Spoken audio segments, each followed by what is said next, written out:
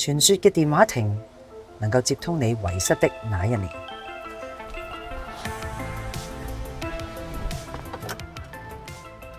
成日都話人係冇得返轉頭，但係我今日真係打咗返工。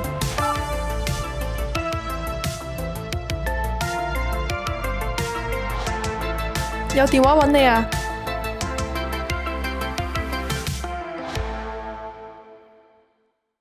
喂，邊位啊？喂，我係成長熱線嘅陳姑娘啊，做緊一啲青年嘅調查，想訪問下你，你開唔開心啊？麻麻地啦，喺孤兒院有幾開心啊？咁你有冇啲咩願望啊？我想媽咪快啲返嚟接我。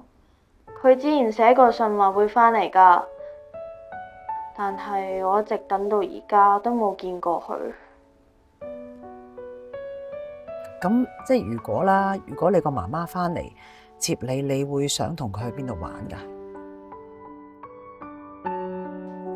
我想同佢去迪士尼，聽講嗰度煙花睇㗎，不過去嗰度又要搭飛機，唔知媽咪仲冇錢帶我去呢？唔使擔心㗎，聽講咧香港就嚟起個迪士尼啦，到時唔使坐飛機㗎啦。我阿媽返嚟先算啦，嗰陣我都唔知我死咗未。咩啊？點會死啊？你大把時間，大把青春啊！你要記住啊，你要努力讀書，你有好多好精彩嘅人生㗎。喂，你唔好再扮嘢啦，我知你係邊個。你係唔係電台 DJ 婉婉啊？我有聽過你個廣播道整蠱事件㗎。哇！你咁都估到啊？真係好叻女啊！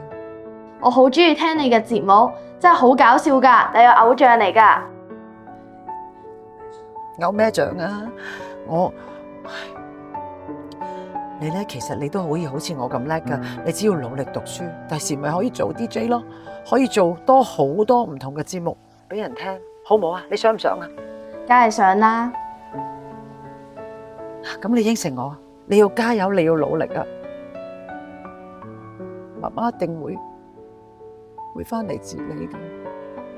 喂喂，你以後嘅人生會好精彩㗎。